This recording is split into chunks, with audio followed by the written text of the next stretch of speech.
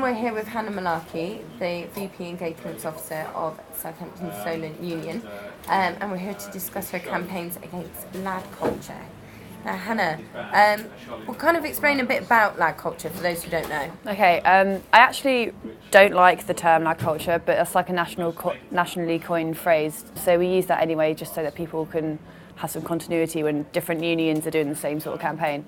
But lad culture is about like sort of normalising the behaviour that objectifies and discriminates against women, and sort of pack mentality that can come with that, and try to pass things off as just banter and having a laugh, but it completely normalises that behaviour, which is really bad. So I've seen that it is a national thing that is being kind of rolled out by the NUS to fight against it. How did you get involved? Was that something in your role that you had to take on? No, we didn't really have to take anything on. I mean, because we're elected representatives, we kind of choose our own path of what we want to do for the year. But I'd been to a lot of the national NUS conferences, so I'd been to a lot of workshops about lad culture and been to lots of speeches and seen lots of speakers talking about it, and I was like, yeah, no, that is an issue. And actually, I went to a women's only space at the NUS, and I'd never been there before, and I kind of didn't even realise that sexism was still a thing. And then I went to this women's only space where everyone was talking about their experiences, and it is crazy how much I could identify with everyone's stories. So that made me realise that, no, yeah, this is still an issue and should be doing something about it for students. So have you kind of experienced it around the university? Yeah, there's definitely been a lot of people coming up to me and saying, I'm really glad you're doing something on this because it is definitely an issue here. We've had people tweeting in stories to hashtag Solent Shoutback, which is that we're using that as a tool to try and encourage women of Solent to talk about their issues and any problems they've been having with sexism and just share their stories, kind of off the back of the Everyday Sexism project. So yeah, there's definitely been a lot of evidence of it, and I've experienced some myself.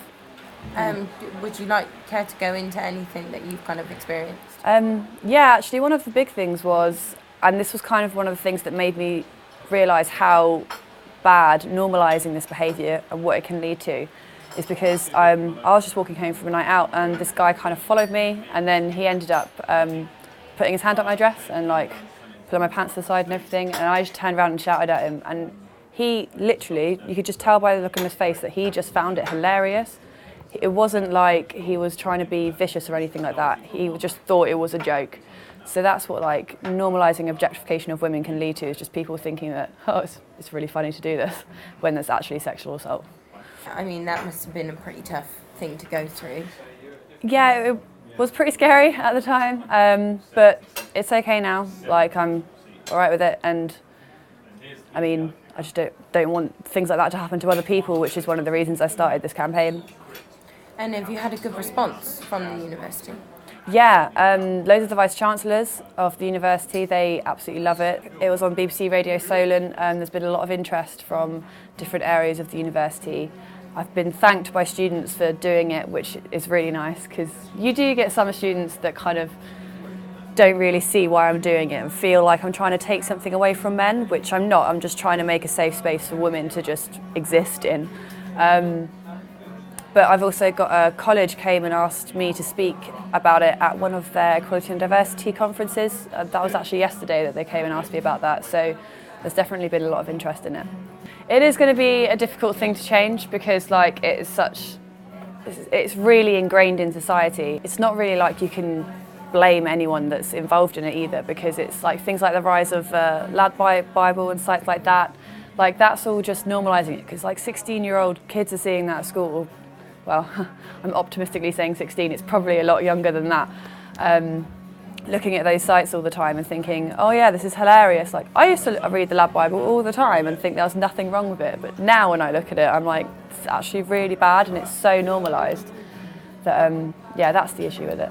What would you say to anyone who is experiencing the negative effects of lad culture and wants to stand up for themselves and wants to get their voice heard but doesn't feel like there's anyone around there to help them? I think it can be quite difficult to find people to support you with stuff like this, but there are networks out there. I mean, there's the University of Southampton's got a feminist society and things like that. But another thing would just be if you want to stand up and talk about these things, and then people kind of brand you a feminist, I mean, and you're not comfortable with them doing that, even if they say it in a negative way, you can just remind them that feminism isn't just about helping women, it's about making everyone equal. What would the future be like ideally for you? What do you want to see happen? I just love it if like women were just completely equal to men. I mean, that women MPs, when they go and talk on Prime Minister's questions, I mean, I know they all heckle each other anyway, but when a woman stands up to say something, they just focus on what she looks like. Hillary Clinton, when she sat down for an interview, the first question they asked her was, so who's your favourite designer? And she said, did you ask my other colleagues that? So just for people to be a bit more aware of like how their actions can affect people, and then eventually, hopefully, that would stop. Brilliant. Thank you, Hannah. Thank you very much for having me.